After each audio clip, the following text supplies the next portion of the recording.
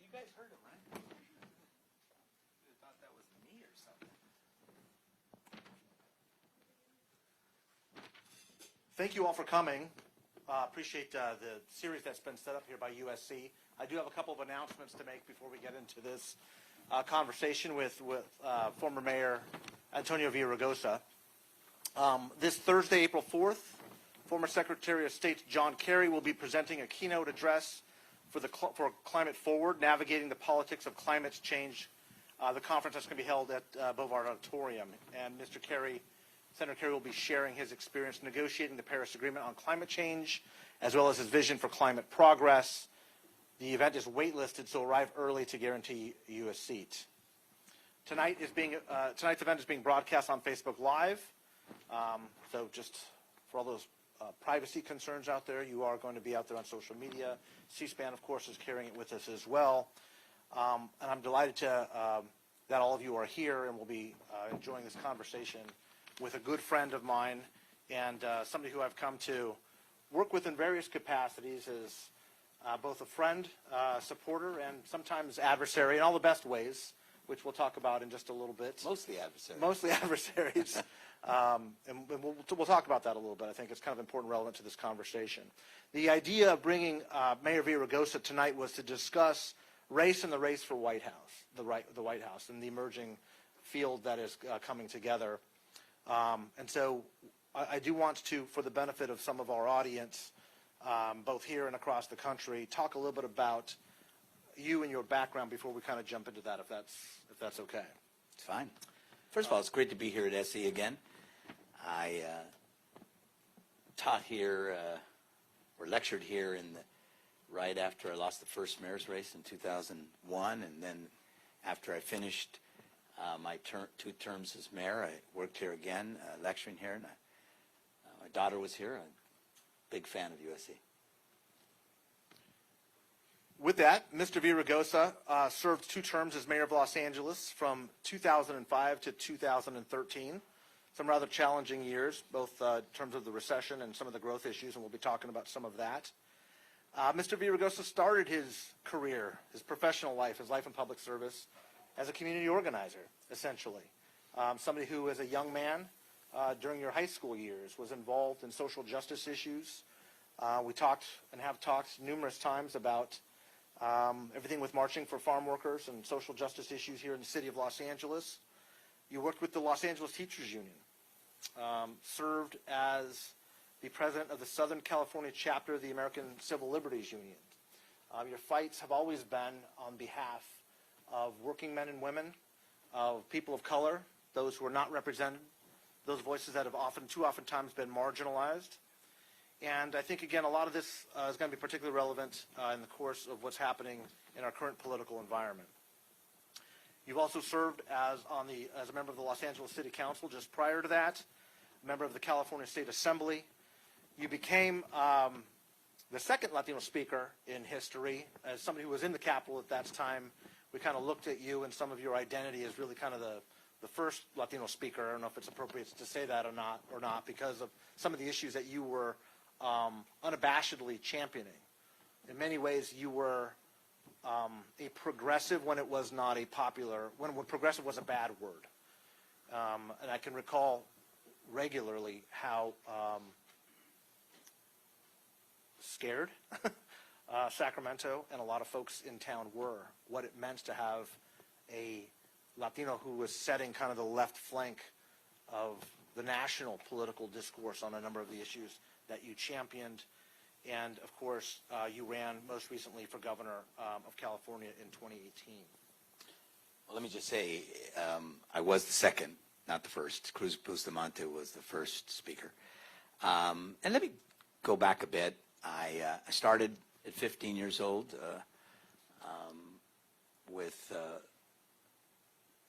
helped to organize the Black Student Union. I was a football player, not a very good one. And some of the football players were also involved in student politics, and we started the Black Student Union, and a couple months later helped to found the United Mexican American Students. I led the walkouts, got involved in the farm worker boycott, It was the 1960s, and there was a lot of, of energy around this notion that we needed to open up our country, and in my case, have a real voice here in Los Angeles.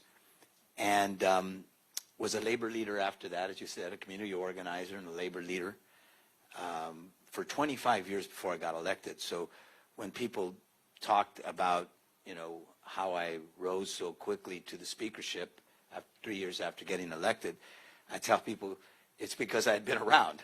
I had been an organizer for most of my life, and not just for 1 or 2 years, but for a good part of my life.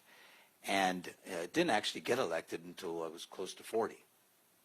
And you're right. I've heard it said that I was a progressive before the word became popular. At the time, people described themselves as liberals.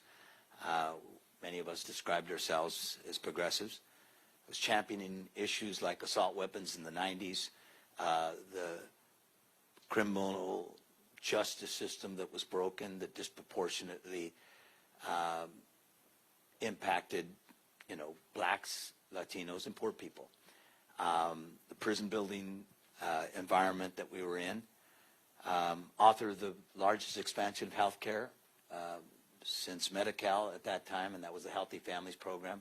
750,000 kids got health care.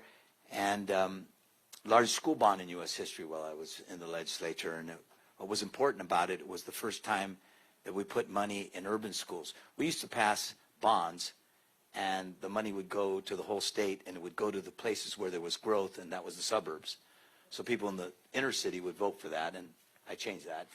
So with that record, how was it possible that you were the moderate in the race for governor, given this really, even today, that's a pretty progressive policy position to be on.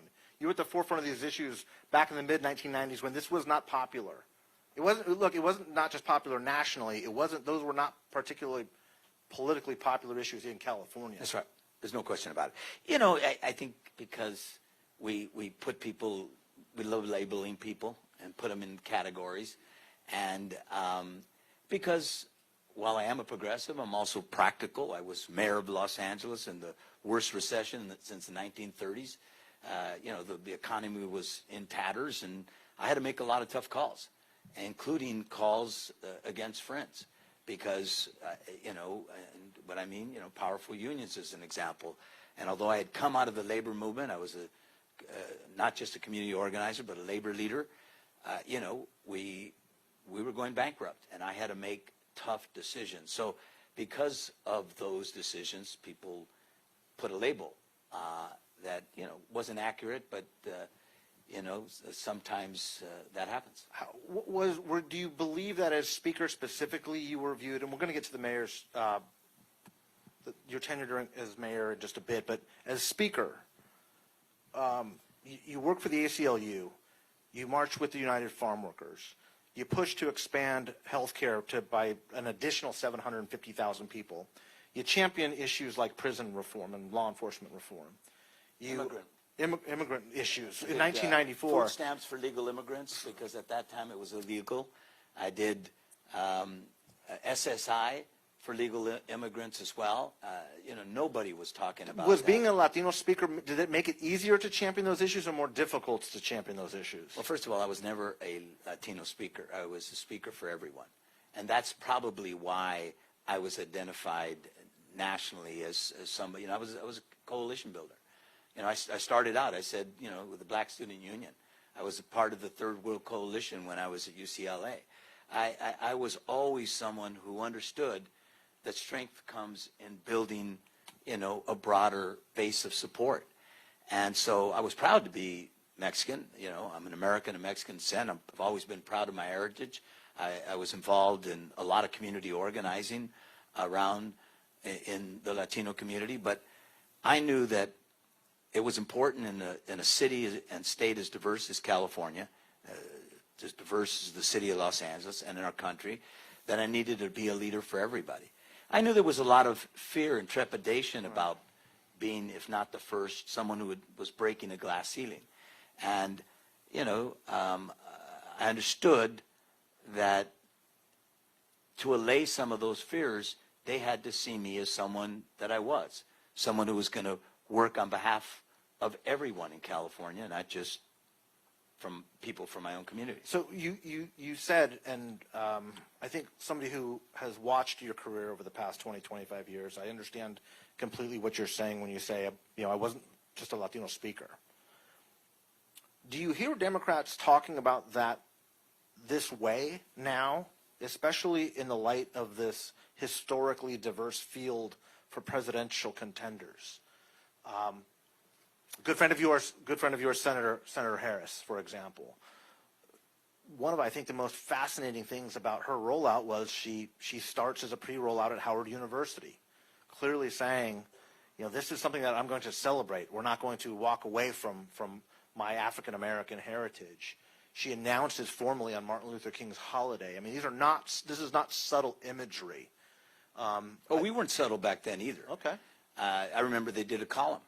I was the first, when I got elected speaker, I spoke in Spanish and English. And Jacobs, I forget his first name, he was a columnist for the Sacramento Bee, and he wrote, "The state is changing." And in fact, the press wasn't happy that I did it in English and Spanish, because they didn't want to wait for the translation. They didn't want to wait for the questions that came from the Spanish-speaking telecasters. Like, you'll see those press conferences, usually they'll speak in English. With me, they spoke in Spanish. I translated it and spoke back in Spanish. I was never afraid of who I was, but I was clear that, we elect leaders in a diverse country like this one. We want them to represent every one of us. And I was clear that that's what I was going to do. But I was never reticent to stand up for who I am. That's why I brought immigrants into the conversation in the 90s when nobody was doing it. Remember, this was right after 187, Proposition 187, that denied health care, emergency health care to immigrants and a public school education. That's the environment that I was operating on. It's a much different environment 25 years later, and people are ahistorical about that. When I was speaker, there was concern, even among the Democrats, that I focused on some of the issues that I did. But, sometimes I would joke, what about me being speaker? Do you not understand? I got elected, and I believe this is how we grow our party and how we best serve the people of the state.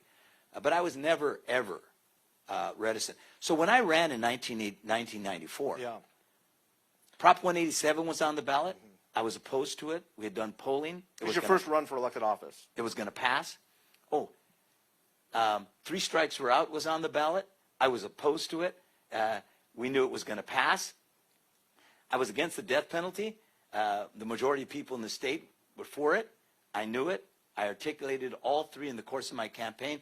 And I was the immediate past president of the ACLU at a time back then when the ACLU was, didn't have the kind of support it has today because this is the contract with America. This is Newt Gingrich's America. It was a very different environment. Republicans for a brief and moment. I never was reticent about standing up for my values and what I believed in.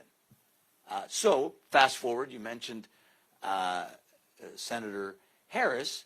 Yeah, I think she was right in announcing her campaign at Howard. That's where she went to college. And certainly, and as you said, there was a double entendre there. I'm someone who comes from a community that hasn't been represented by either party well enough.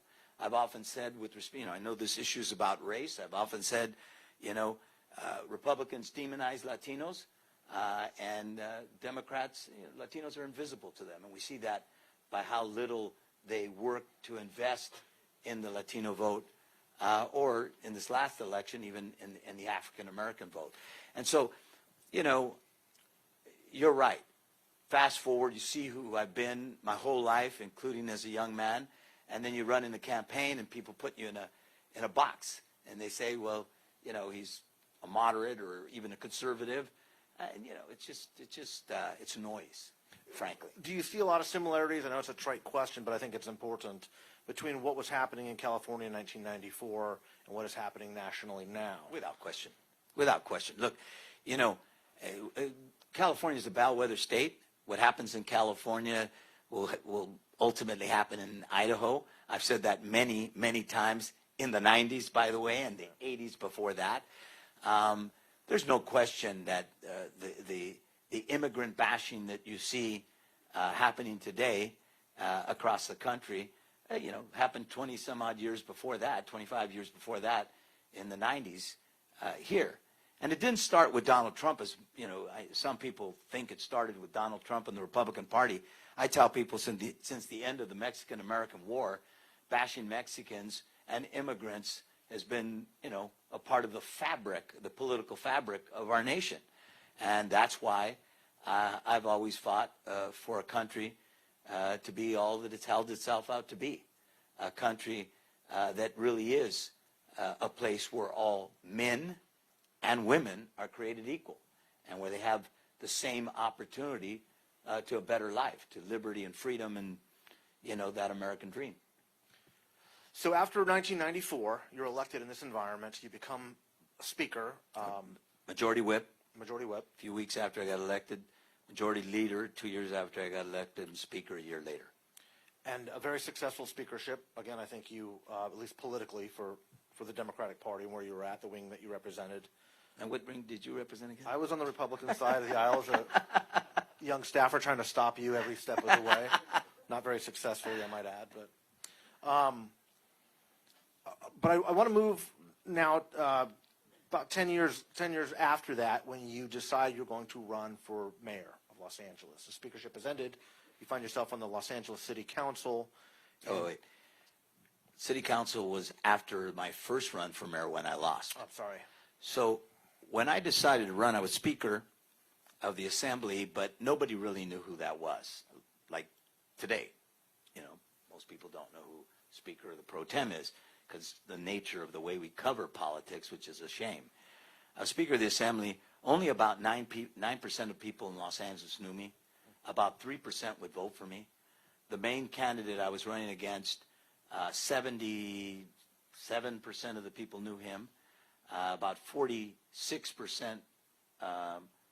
were willing to vote for him on that day. And a year and a half later, I beat him in the primary. He had never lost an election. His father had never lost an election, been elected since the 1940s. And his uncle was elected in the 30s. And that name was a venerated name here in the state. And I remember hearing from Latinos even, not just others, Latinos saying, how are you going to get elected? Latinos are only about 22% of the vote. They don't vote. We all know that. That was true then as well. They don't vote in the numbers that everybody else does. How are you going to get elected? And I said, because I want to be everybody's mayor. And I'm going to go into every community. And I did. And as I said, I won in the primary, lost in the runoff. The papers, including the paper Record, at every turn described me as the Latino candidate for mayor. And I challenged them. I said, I was born here. My mother was born here. My grandpa got here 100 years ago. I said, why do you keep on describing me that way? And they said, well, why are you so touchy about it? You'd be making history. I said, well, there's a gay guy running. He'd be making history. There's a Jewish guy running. He'd be making history. There's a woman running. She'd be making history. Why don't you do a piece about history and then quit with the mayor, the Latino mayor? Because I knew what that was saying to people. What was it saying to people? Well, it was saying to people I was different, that somehow, I wasn't going to represent everyone. And I took umbrage with it. And I took it all the way to the publisher. And in the runoff, they didn't describe me that way as much as they did in the beginning. And I said, give me a shot. Let me run based on, an Angelino who was born here. So do you think Democratic candidates running for president are facing that same dynamic? I think it's a little different today. How is it different?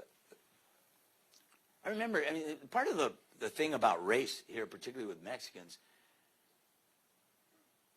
they're not just a big population. They've gone from, in the 60s, to a minor population, even less percentage of the city than African Americans or Asians.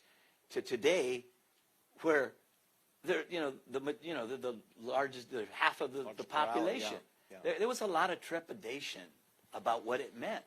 And what I tried to tell everybody, what it means is it's just a new generation of people who are going to represent us. And when they would always ask about me being the first, I said, yeah, I'm going to be the first, but get over it because there'll be more after me. But let me push you a little bit on that. Go ahead. Well, and 8 years I lost that election, ran for city council, and then ran again and beat the person that beat me.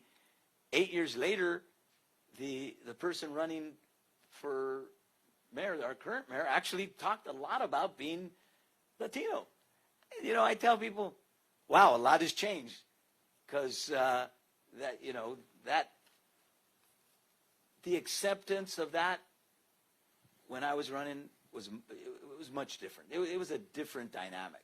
In fact, finally, I lost that first election in no small part because they did what they always do to someone of color, and particularly if you're breaking the glass ceiling, they say you're soft on crime.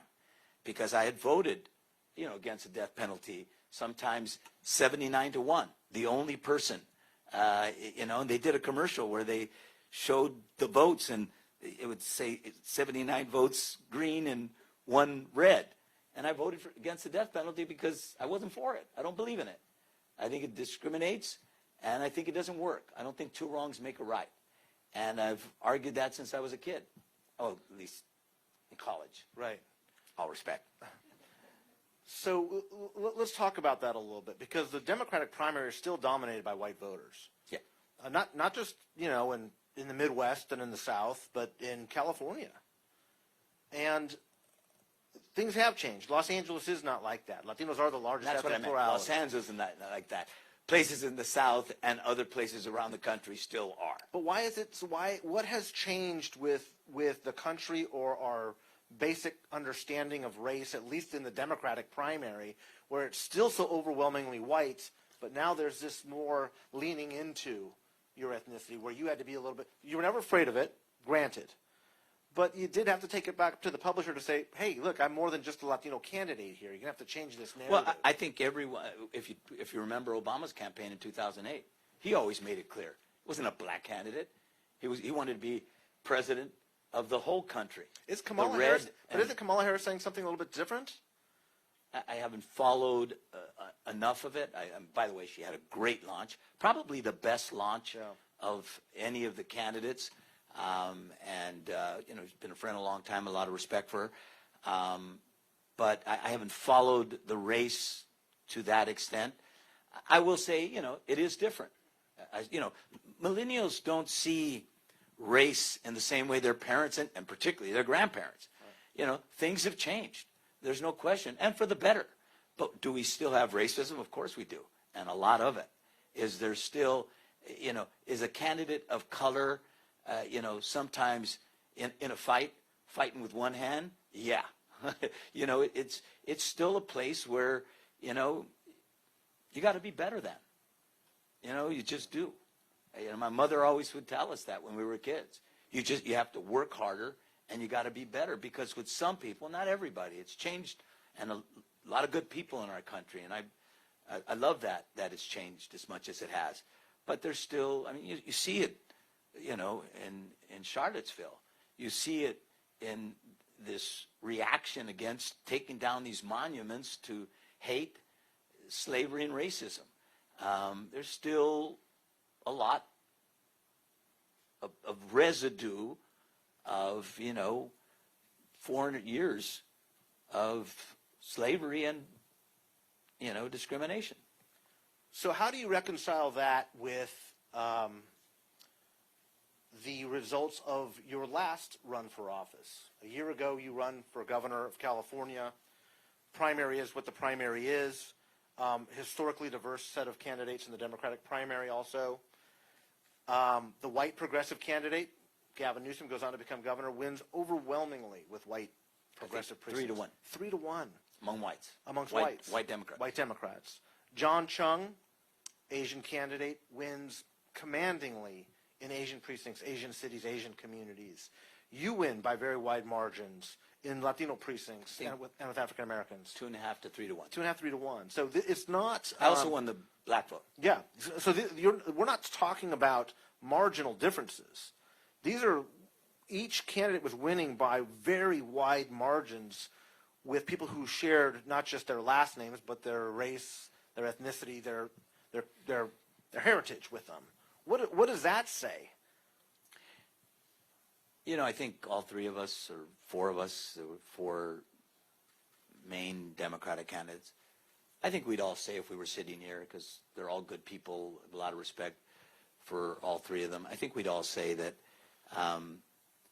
it is disconcerting and concerning that the votes seem to have broken down in tribes, and, you know, each group overwhelmingly supporting the candidate from their group. You know, does it trouble you? Yeah, of course it does. You know, we've got a lot of work to do, and you know, to bring people together. And what I was always proudest of was I was the first since Tom Bradley to be a coalition builder who understood that if I was going to break this glass ceiling, I had to convey what I've always lived, and that is that I wanted to be a leader for everybody, and I wanted to bring us together. I always talked about, you know, and people thought I was corny, and, you know, that's what a mayor does. And, you know, when they'd ask me what's the greatest thing about L.A., I said that we're the most diverse city in the country and maybe the world. That, you know, 67% or 66% of L.A. comes from Asia, Africa, and Latin America. You know, speak 120 languages. I think 27 different countries where we have the largest population outside of the country of origin. You know, I was proud that we were the city where the world comes together and where people come from every corner of the earth, and that I was the leader, you know, of that city. And you know, someone who spent as much time, I mean, if there was one part of the city that I spent the most time in, it's actually a very small part, Watts. I spent more time in Watts than any other city of comparable, I mean, a community of comparable size. Why? Because they needed me. That's where the mayor needed to be. We went 18 months without a homicide for the first time since the 1950s because of the work we did in our schools and anti-gang work and, you know, community building work with our police department. And you know, I was proud of that. But does it bother me that there's still a lot of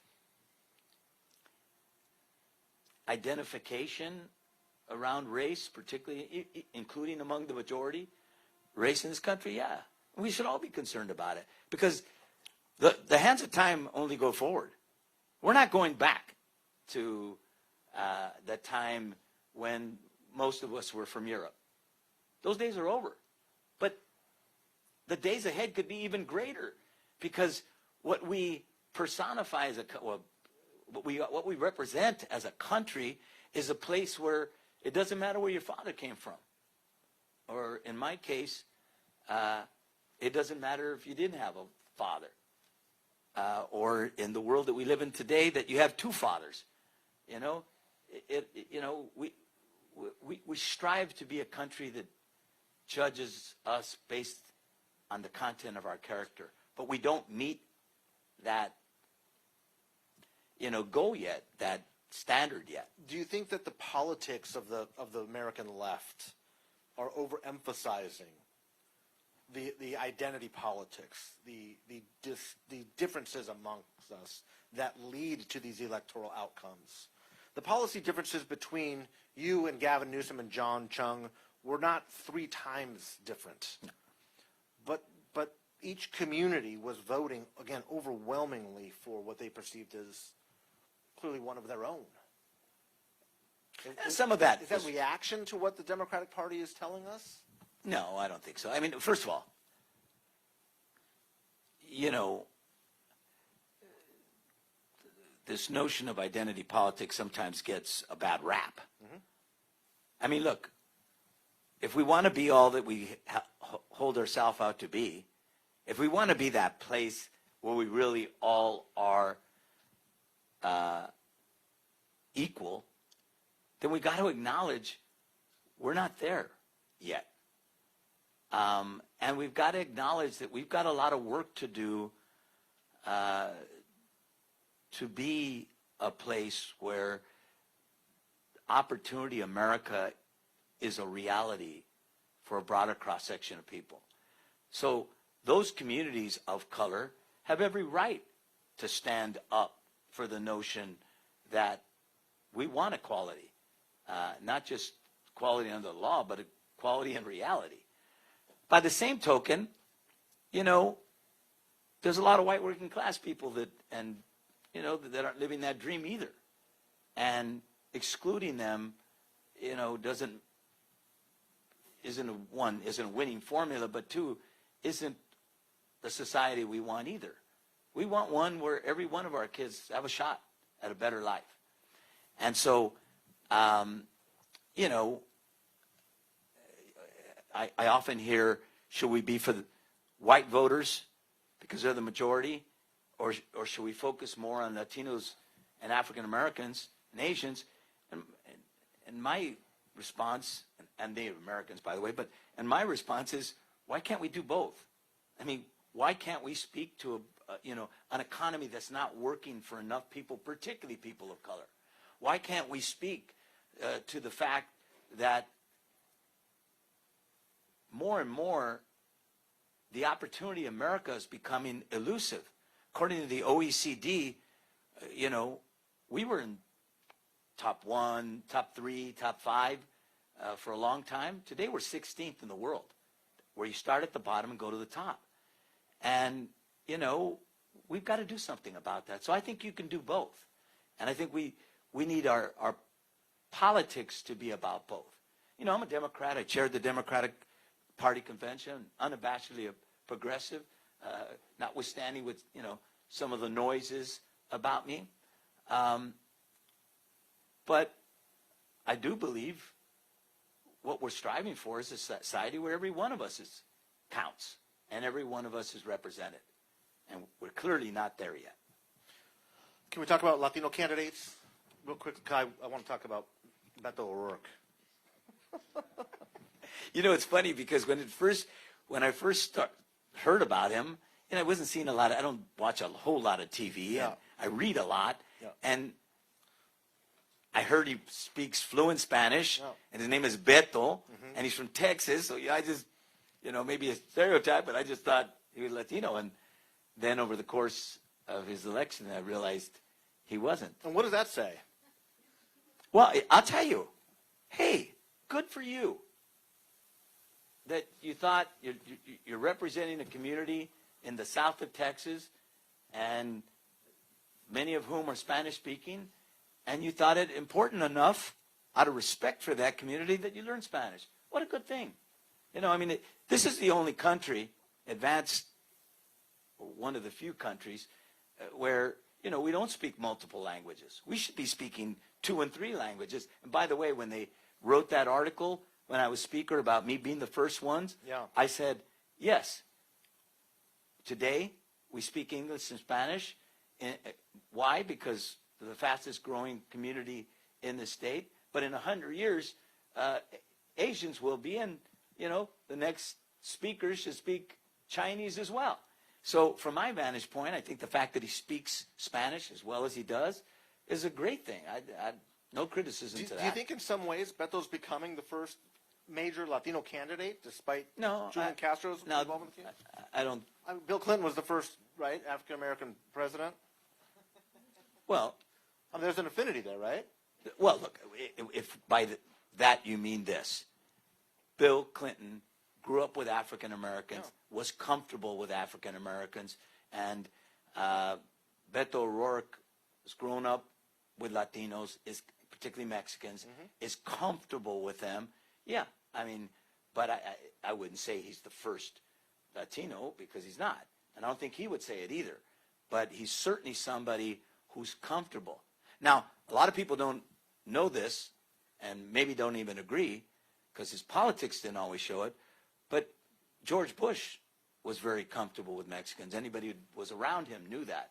I mean, I've been around him, and Some of us worked for him. yeah, well, you work for him, not me, but I thank him for his service, even if I didn't agree with him, because I respect that office. I don't respect the man in that office today, but I do respect the office.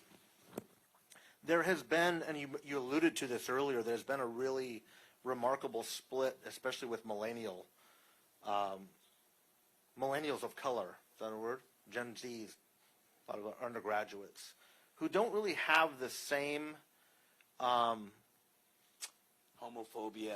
racism, all of the stuff that so many of people, particularly the generation before mine, but even mine. The 60s was different. I think we were the first generation that kind of walked away from a lot of that. But there's no question that our kids and our grandkids have taken that further, and they don't seem to have some of the junk, if you, for lack of a better word, that we were burdened with. But as there kids. also seems to be less of a need to rally around a candidate from your tribe, right? Yeah, I'd say that.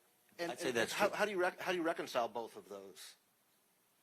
Well, and maybe that's, I mean, when I mentioned to you earlier who I've always tried to be, I'm not a millennial, very clearly, 66. I have a millennial that's a grandchild and a great-grandchild. But there's no question that the society I've always strived to be a part of is one where we don't judge, where we don't judge people based on the color of their skin or their ethnic origin or their sexual preference or their sex or religion. We judge them based on, who they are, on their character, on what they're offering, on their ideas. Do you think we're getting towards that post-racial society? I think some parts of the country are, but I think we're going to struggle with that. I mean, there's not a whole lot of countries. I mean, you go to Japan, you go to China, you go to all, homogenous. They're homogenous, right? You go to most places in Africa, they're homogenous, and here we're not. And there's always, I mean, wars are fought over those things, and so yes, we're struggling really hard with this issue, and we're gonna get there. Not today, we're not there yet, but we are going to get there, and that's why I have so much hope in this generation, because I think they're going to raise their kids the same way, and in a way to question some of the racial, sexist, homophobic kind of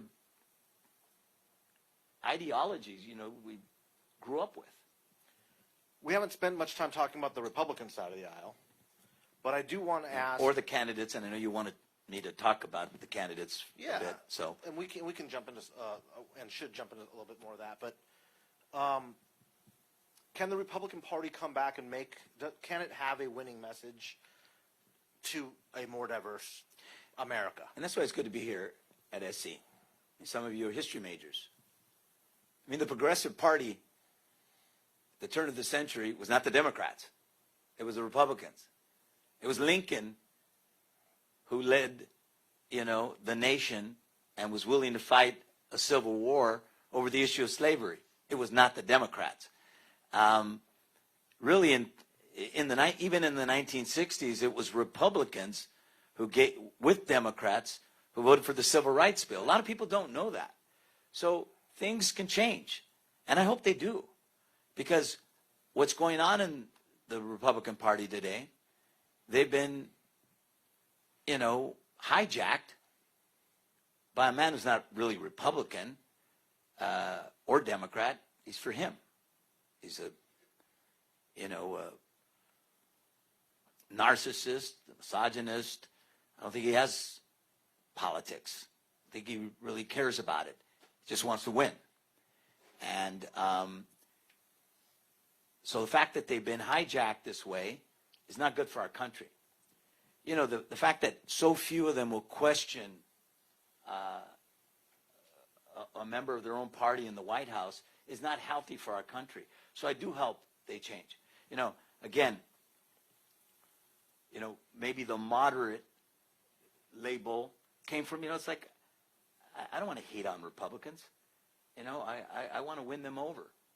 I want to win a majority of our country over to the notion that, you know, the path, you know, that Obama talked about of creating a more perfect union, that's the path ahead.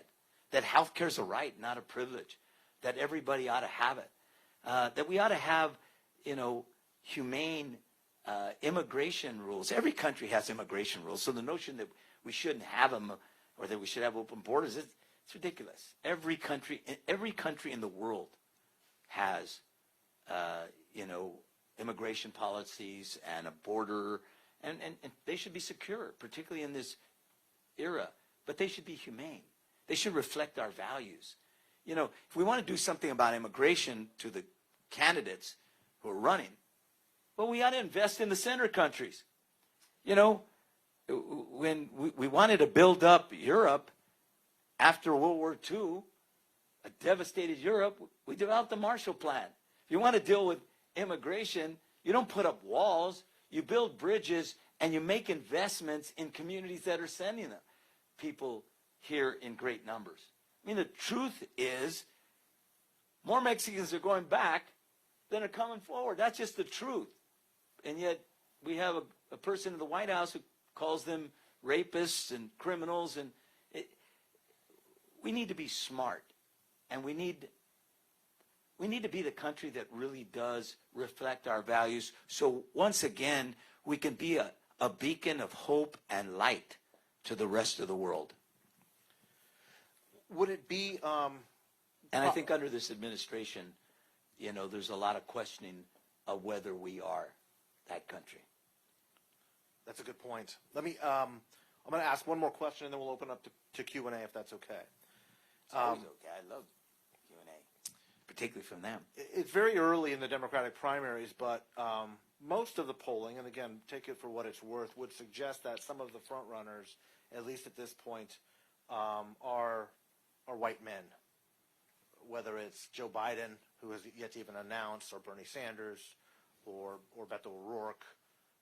Sometimes you'll see an Elizabeth Warren or Kamala Harris jump in, Senator Harris. Do you think there will be a person of color on the Democratic ticket? I do. But, again, I don't want to live in a country where we question whether a white man has a right to run for president or any other office, any more than I want to live in a country where we question a black woman or a lesbian or, you know, a Muslim. I want to live in a country where every one of us have a shot. That's who we are. That's who we've always said we want to be. That's where I want to be. And so I think we should have white candidates, but we should have black and Latino and Asian and women and, you know, every one of us have a right to run, you know, assuming you meet the qualifications of being the right age and a citizen. And, you know, I don't buy this notion that somehow it's a bad thing. A right to run, you know, and got a Latino candidate and a number of women candidates. You know, we have the most diverse Congress we've ever had, mostly on our side of the aisle. In fact, almost exclusively on our side of the aisle. Right. But I'd like to see that in the Republican Party, and I want to see that around the country. I think that's where we want to be. I'm going to go ahead and open it up to questions now. What we're going to do is walk around with the mic. I do have to say this qualifier. You've got to hold the mic up really close for the camera and some of the audio. We had some issues earlier. I'll go ahead and have you handle the questions directly, but raise your hands.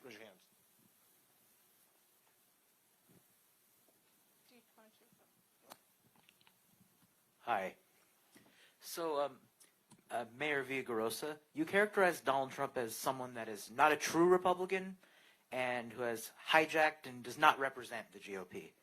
Many people, however, would actually say that Donald Trump is a symptom of the problem, not the problem itself, and that he really does represent the political interests of the Republican voting base. How would you respond to that point of view? I understand that view. I think they obviously are voting for him. But when you look at traditionally who the Republicans have been, here's an example. The party of fiscal conservatism.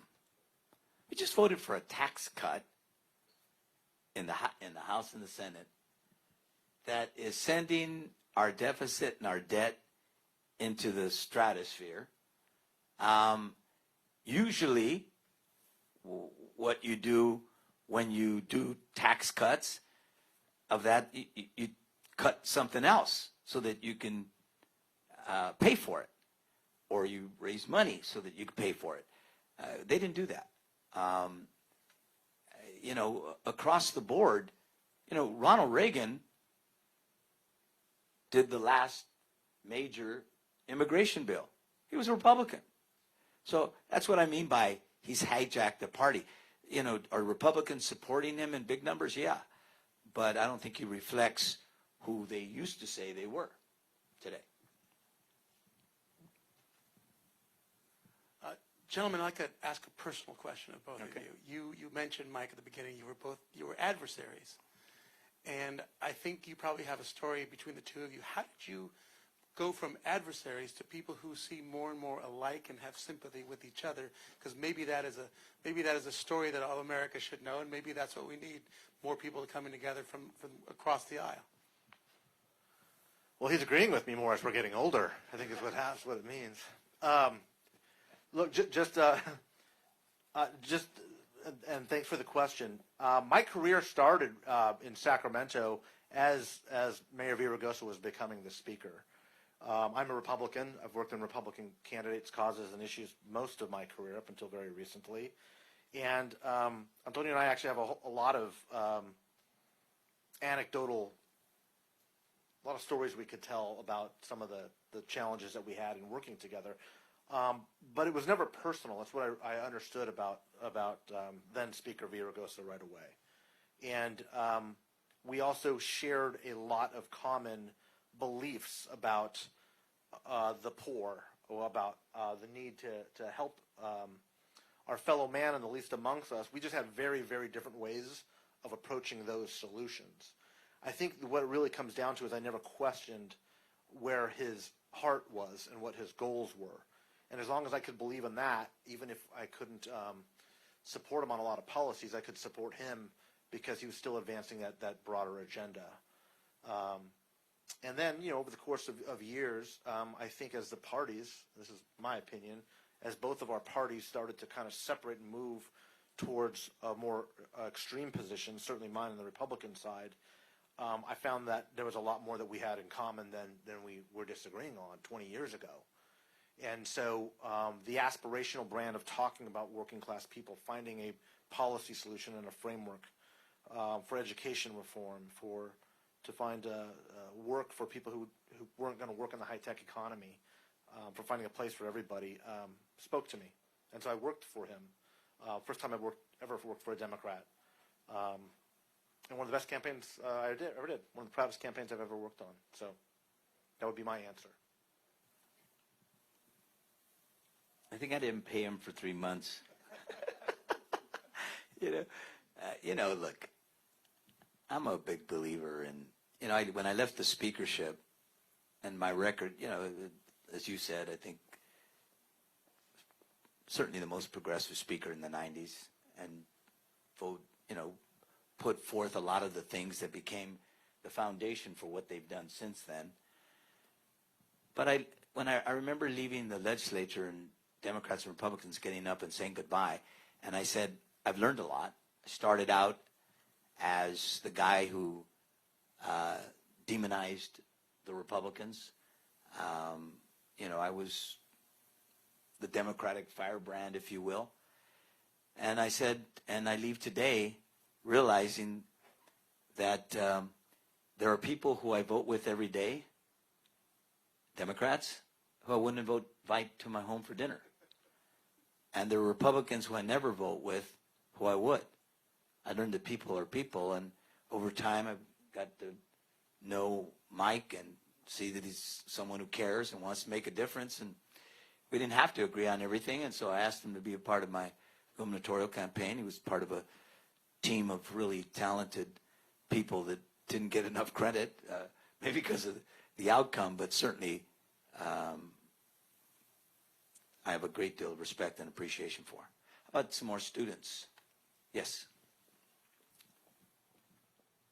And give your name, please, when you... My name's Elisa. My question for you is about something that you mentioned earlier on during the discussion. You mentioned that Democrats ignore Latinos. And as a young millennial woman, so much of the campaigning that I've seen since 2016, even before, is targeted towards saying that Democrats are more diverse, that they're pushing for diversity. And I think that leans in or contributes to the talk about identity politics. But my question for you is, do you think that the Democratic Party is really pushing for diversity and representation, or is it using identity politics to get the Latino vote as well as the vote of other people of color without really striving to represent them? I think our party needs to do a better job of representing all of us. And, I mean, education. We're living at a time in America where if you go to an urban public school, we basically have two systems of education. One for the rich, even in many places, the middle class. Three. The super rich, and we've been reading the newspaper about them. And then the poor. The poor are not getting the education that we deserve, and Democrats aren't speaking out about it. You know, when I became mayor, 1 out of 3 schools were failing in this town. 1 out of 3. A 44% graduation rate. I took that on because I told people it's not enough to be the first. The role of the first is to open up the door for the rest, and that means all of us. But how are you going to open up that door if 44% of the people graduated from high school? And Latinos, who are 80% of the school district, only 13% of them have a college degree. And African Americans, who are about 12% of the school district, about 18%. We're not making it in the numbers that we need to make it in. And nobody's challenging that. I mean, that's the opportunity with what's going on today with people buying, entrance into great colleges. And that is that, poor people, the kids of the working class, they don't have that. Your dad was a Teamster, son. I had the honor of meeting him. And worked hard so that you could get into USC. When you bought your way into this place. And, they got rid of affirmative action. By the way, I led one of the people that led that fight. I think I contributed $25,000 and did debated Governor Wilson at the time on NPR. I fought for this notion. I said, hold it. You say everybody have a level playing field, but we don't have a level playing field. And I think Democrats, including the candidates, ought to be talking about an economy that's not working. And in part, it's not working because our schools aren't working for the kids of the working class. And I was conservative in the eyes of some because I challenged that notion. I said, hold it. These people have a right to a great school just like, I got. And I went to a school, by the way, high school I went to, it had a 25% graduation rate when I left in 1971. When I became mayor in 2005, they had gone from 25% to 36%. Really? 30 some odd years later? Unacceptable. So that's why I say They're not fighting hard enough. But it's not just for Latinos and African Americans and Native Americans and Asians. They're not fighting hard enough for working class people who are struggling every day trying to make it, who want to be a part of that dream. They, you know, so yeah, I'm going to say it again. We're invisible. You don't see us fighting hard enough for them. That's why we got to get money out of politics, at least the gobs of money that we have, and Citizens United.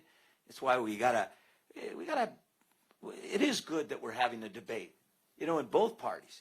You know, they're going so far off the right, they're fighting off the cliff of the flat earth they believe in.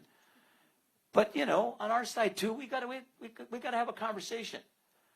But we gotta remember this. If you want to win, you gotta win that middle too. And you gotta speak to a broader cross-section. That's what I've tried to do since I got started. And that's what I'm going to continue to do.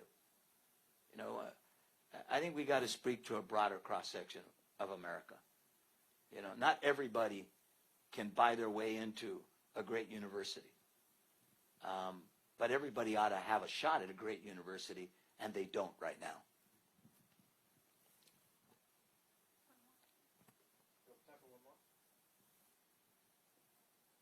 Right here? There's one right here.